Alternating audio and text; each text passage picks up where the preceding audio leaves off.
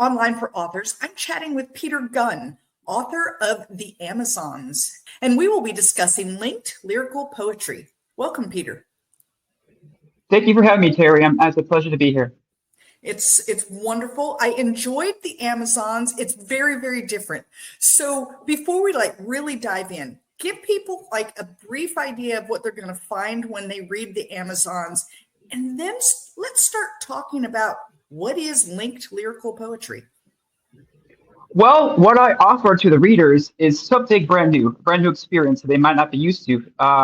Some people call it mystical when they read linked lyrical poetry for the first time. I got my nickname on the indie market as a spellcaster, so I can understand why because of it. But also, it's if your vocabulary is, so to say, in question, you might want to have a dictionary handy.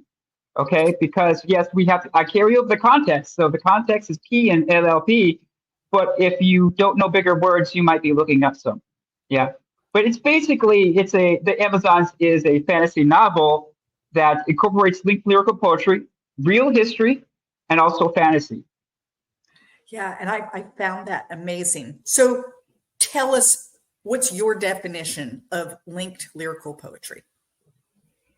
Well, one of the things that made me think of inventing my own poetry language was in T.S. Eliot's On Poets and Poetry. He said, and I quote, "Poetry has to be in such a relationship to the speech of his time that the listener or reader can say that is how I should talk if I could talk in poetry."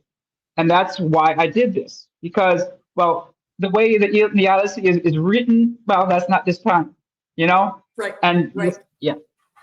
So speaking of Iliad and Odyssey, when I was reading it, I kind of got the Iliad and Odyssey vibe, but I tell people it would be more like Iliad and Odyssey light, not as long, not as difficult to read. But I also, so I also felt like it had some Shakespeare vibe to it, but not with that pentameter that's hard to digest. And then it also had kind of a rap music feel to it as well, with some of the, I don't know, like the beats that kind of went with it. I almost found myself doing this while I was reading it, trying to get the beat. So let's talk some about those and how they are the same as and different from those three things that I kind of saw in it. How is it like and unlike the Iliad and the Odyssey? Well, it's put in a context that kids can understand. And I intentionally made it shorter because, well, let's see, your Gen Z, Gen Alpha, their attention span isn't, so we say, up to par with reading the Odyssey, but they could read a short stanza. So that's why I intentionally made it longer, but it also is going to be a trilogy. So there's more parts coming out. Yeah, I saw that. And then in terms of Shakespeare, how is this different than a Shakespeare sonnet or a Shakespeare, how he writes in the iambic pentameter? How is this different than that? Because I use modern terms. Okay, so Shakespeare is using old terms that even if you look them up, you might not be able to find the definition for. And then you try to carry over context in your mind, as I'm sure all we do, but sometimes it makes it difficult. So unless there's someone there that is good at Shakespeare, you might not understand what he's saying. But trust me, you'll understand what this book's about, what the characters are saying. Absolutely. A few times I did have to look up words. I mean, and I have a good vocabulary, but there were times where it was I know by context, I think, and so I would look at. However, there were times that I was reading it on a Kindle, and there were times where it would just say, "Had no idea." Did you make up any words? No. Okay. Now, there are words that I use for rhyme. Now, I actually got into a big argument with an editor. That's why I put the disclaimer at the front of the book about, I fired my editors because I actually had to go through several of them before I found one that would work with me. We had gotten an argument about the word unpurse. Now, if you purse something, you understand what that means, okay? Right. But if you unpurse something, you also understand what that means, but the word unpursed does not exist. Okay. But in order to keep the rhyme scheme, I had to keep it going, and we got in a big argument over it. Okay, so Poetry is an art. It's a brushstroke. That word is a brushstroke on a canvas. Okay? You don't have to like it, but it's a brushstroke. It's art. And I liked that idea. And I actually kind of liked the idea that Shakespeare often invented words when he needed something that would fit into his. And so although you didn't really invent words, you did use them in ways maybe that editors might No, they don't like take it. a stance, or you weren't putting the commas where they wanted the commas, and you weren't ending the sentences where they felt that it was Well, I would necessary. actually do that too. I would leave certain commas and periods out because I wanted to keep the rhyme scheme going. Right. Yeah. Absolutely. And then let's look at it from like the rap music kind of standpoint. Do you like rap? Do you listen to it? Is it something that I do not inspired listen you to at rap, all? but I will say I understand flow and rhythm. Okay, and that's a universal language. I don't know if you ever like been experienced or had listened to music that wasn't in your own language, Yeah. and you heard it and you felt it was off. Maybe it was off-putting. That's because the flow was off. Okay, something internally told you, hey, this song does not rhyme well. Okay, the body automatically knows that, and it that's what I try to do is to keep the rhyme going, but keep flow going as well, so it's not offensive, but it's almost addictive. I've Yeah. had people tell me where it's happened to myself as well, where like I got a phone call after writing for an hour or two. I unintentionally kept rhyming to the person I was talking to, and then they stopped. Did you intentionally just rhyme that to me? And like, no, it was Not completely intentionally, involuntary. but yeah, it's, Yes, it's yes. part of what I'm doing right now. Mhm. Right. Right. What made you decide, hey, this is something I want to do? I'm, instead of just writing the way everyone else is writing, or instead of doing poetry, like I'm gonna do this. I'm gonna make it up myself. Well, people understand craftsmanship. Let's think about put in the context of antiques. Now, you can have your opinion about antiques. Some of them are quite hideous. Some of them are quite ugly. But Right. what's the first thing you do when you notice an antique? You pull out the drawers and look for the craftsmanship. Do you not? You look at the Right. dovetail joints. Right. You admire it because that can't really easily be done today, and you can't do it yourself. So craftsmanship in writing and poetry is why I did this LLP. Is not only to continue it, but to show people there's craftsmanship here. Yeah, yeah. I really like that. So you have an audiobook out, but you are going to update it. So let's talk a Yes. little bit about what this update is going to entail. Well, I've hired about 30 voice actors, all with their unique experience and resumes, and specifically for all the characters. So we were looking for ones that would fit the bill, like ones that had Spanish accents. We needed to find ones that had Spanish accents. So it was quite daunting, and my producer and slash director, Andrea Giornati, helped me quite a lot because she is one of the best voice actresses I've ever heard in my life. And she has a good ear for that, whether someone can act or not, and she's putting it together for me. And I would say I want it out by the end of the year. Hopefully, if we get everything done, it's because we're putting in sound effects, we're putting in music. I've written several songs specifically for the audiobook about the Amazons using the LLP principles, and it's going to be almost like a dramatic movie, listening to a dramatic movie. Yeah, and I'm really excited about that. So let's listen just for a moment for about a 30-second clip of some of this great music that he's going to have out there. The jungle whispers secrets in the night. Fans cloaked in warrior might. A choir of sparks leaps from their blades. Moonlit steel in the greenwood shade. Oh. So tell me a little bit about like the mechanics behind it. I know, that's going a little deep, and maybe some people will never even try it, but I'm just curious about like, it's I don't quite understand how you're doing what you're doing. And I guess I just want a little clue. Does, like if I were to go and watch someone create, a piece of furniture, I could then at least have some clue as to what they're doing. And as an author, I'm really curious what's going on in your mind, how you're managing it, because it didn't feel like when you read Shakespeare, there's a definite positive rhythm, exactly the same all the time. And yours did it differently. I can't quite explain it. I just know what it isn't. So help me here. Well, okay, first off, I mean, you've written books yourself and you have publishers that expect results, correct? Yeah. So if you can't put out page upon page upon page, then you're not going to get paid and they don't want to work with you, correct? Right. Right. Yeah, okay. Well, you have to throttle back your expectations first with LLP, okay? Because you could sit there for an hour and only get one paragraph. So you have to concentrate on it, really concentrate on it. It takes time, and not a lot of people are willing to do that. Right. Right. Yeah, yeah. And the big thing is to carry over the rhyme scheme is from the sentence break. So from period to period, the closer to the period you can get the rhyme to stick, the better off it will be. You can carry over, go further off into the word, but you still want to get as close as you can in order to keep the rhyme scheme going. That's one of the tricks to it, and the patience. Sometimes you could write, a couple paragraphs, but all of a sudden the story continuation in your mind, there's no words you can use. It's not working out.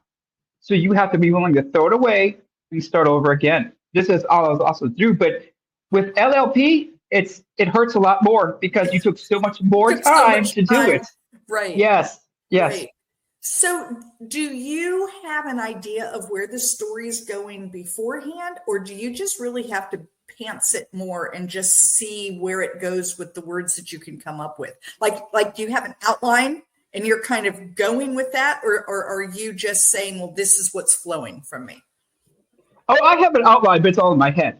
Okay. So the story completely begins and ends in my head. Okay, as I'm sure as it does with all us authors. But the basic premise is it's during the early 1800s at the end of the Napoleonic War. Okay, and Queen Caroline and King Henry at the time were the rulers of England, and there was a lot of whispers about the current king being, so to say, mentally impaired and not able to do his job. Okay, so when I get to the point where I get to tell the beginning of it, because I started out with Jack's father, but didn't really give you details. Right. What is going to happen is Queen Caroline is going to have to take over for the king, hush hush in the background, and be running the show.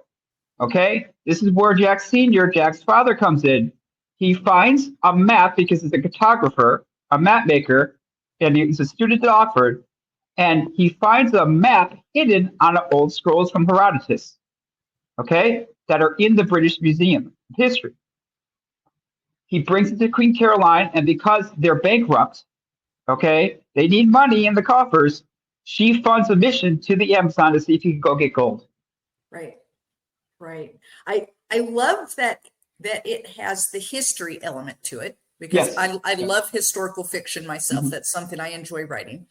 I like also, though, that it has like the fantasy element involved too. So like a historical fantasy, which is a genre that is relatively new to the world, because people didn't think that you could really combine those two. Like you either have history or you have fantasy. How do you have both? Yeah. Dan Brown tends to do it a little bit. He leaves you questioning it, like, wait a minute, is this real or is this real? Right. Right. And I love that ability to do that. But I mean, you go back just a couple of decades and that would have never been considered.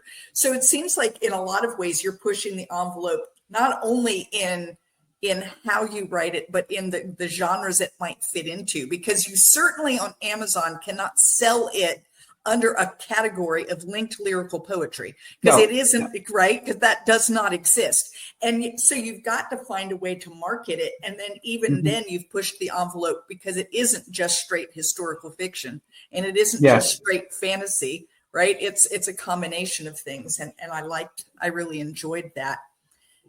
As an author, when I'm reading your works, linked lyrical poetry, what can I learn about writing by reading, or what could I learn if I tried it myself and tried to sit down and do that? What would I learn that might be helpful, even if I chose not to always write that way? Well, I will say one thing because been helping veterans on my free time and been teaching them a little about how to do it, and it helps if you have ADHD, PTSD, because it takes so much more focus than regular writing. So it takes so much focus in order to start writing an LLP paragraph that it makes the other, shall we say, problems go away, and it helps you concentrate, and that will carry over in the rest of your life because you'll be able to focus easier. Oh, that sounds great. What about like in terms of actual, like, is there things that I could learn about my writing that would come about by trying linked lyrical poetry, or about reading linked lyrical poetry? It will expand your vocabulary. I promise it will. Yes, Yes, absolutely. I promise it will. Yes. Absolutely. Yes. So when we're talking about expanding your vocabulary, is your vocabulary large naturally, or are you having to use a thesaurus and look things up and try to figure out new ways? Well, I'll use a thesaurus to look things up, but I'm also looking for rhyme. So in order to even make it work, my vocabulary does have to be a bit bigger than the average person's, because the rhymes have to come right away. It helps. But I'm also building my vocabulary as I go on. So it is becoming larger and larger. And my word knowledge is probably a little bit above average. Yeah, I would read words and I would think, oh wait, I know that word, but I would have never, that word wouldn't have come to me in a flash. Mm-hmm. And so I think for me, this kind of writing would be incredibly difficult as I'm trying to figure out, like, what's going to rhyme with this? Is there even anything that does rhyme with this? Do they have I don't even know, do they have like a thesaurus that is like a rhyming word? Like, can you do that? Maybe with AI, that's possible now.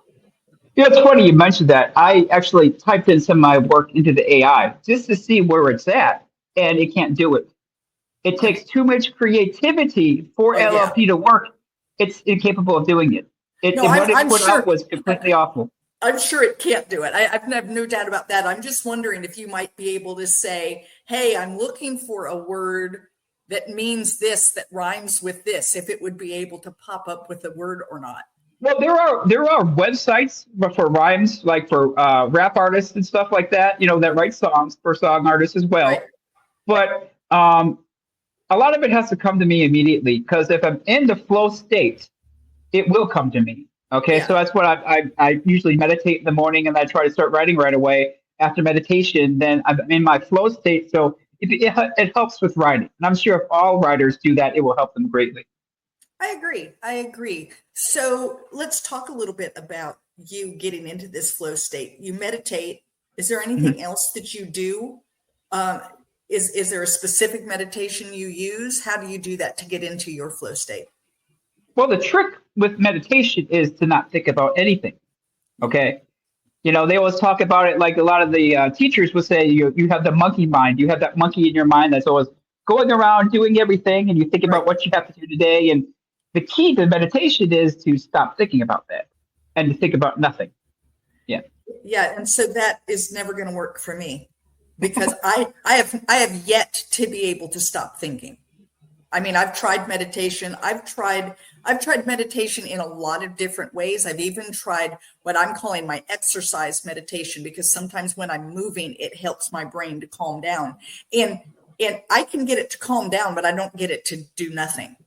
I don't even know what that looks like. I hear you say that, and you might as well be talking a completely foreign language to me, because I don't know what nothing in a brain feels like.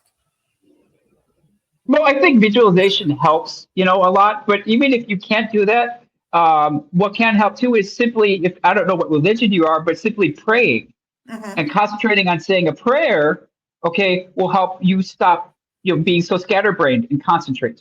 And it will help you put in that into the proper brain state that you want to be in. Absolutely. Absolutely. So what's next for you, Peter? Well, I'm currently working on the Amazons too. I'm about halfway done. I was further, but decided to change it up a little bit. So I went back. That hurts. It's with any writer that hurts. Like, I have to throw away half my manuscript now, but It is what it is. Yeah. So just very different from yours, I'm sure, but I'm writing a manuscript and I lost her voice. And I had written a lot of words, but I looked back and it was gone. Her voice was gone, and I had to scrap about, well, I think I had about 50,000 words, and I'm back to about 20,000 because I lost her. I don't know when it happened, but it just became drudgery, even just reading it. And it was like, so I understand that horrible feeling to just rip it all out. And you think, all that time. Well, that's what's great thing about meditation or even just praying is it helps you connect with the muse. You know, that you need to be connected to in order to do it properly. It really does. Absolutely. Okay, so you're working on the second of the Amazons. Do you have any? Yes. Do you have any ideas beyond the Amazons? I know you want to do 3 of them. Do you have other things that are like tinkling away in that head that you're thinking, okay, I'm going to get to that as well? Well, I mean, it was quite unexpected. In order to write the soundtrack for the Amazons and get them to, I had to go out and find a band. So I hired a band out of Germany. They were so happy with the songs I was putting out. Okay, they asked me to join them. So I'm now a member of a band. We now call ourselves the Angelics, and I'm writing songs for them. We're going to be putting out our first album here in a couple months. And then I'm also working on a graphic novel that's based on the Gnosticism, basically the ancient Gnostics religion text. Wow, that's great. That's it. It does not surprise me that you would do a graphic novel because of some of the pictures that were in the book, The Amazons. And I thought to myself a few times, a few more pictures like this, and it could feel more like a graphic novel as well. So that's not surprising to me. So, hey guys, if you want to continue this conversation, head on over to Novels and Latte Book Club on Facebook. There you're going to have a chance to win a digital copy of The Amazons, and I can guarantee that you're going to love it. So, Peter, if someone wanted to get in touch with you, talk with you a little bit more about Link Lyrical Poetry, how to start it, what to do, maybe take a class or do something with you, how do they get up with you? Well, you can contact me at www.petergunn.net. And if you want to look up, find the book, The Amazons, go to Kindle and type in Peter Gunn, The Amazons. Fantastic. And I'll have those links in the show notes. And Peter, I want to thank you so much for being with me today. Thank you for having me, Terry. I appreciate it. Thank you for listening to Online for Authors, where I, Terry M. Brown, author of character-driven fiction and host of the podcast, introduce readers to characters they'd love to invite to lunch. Tune in next Tuesday for another podcast episode.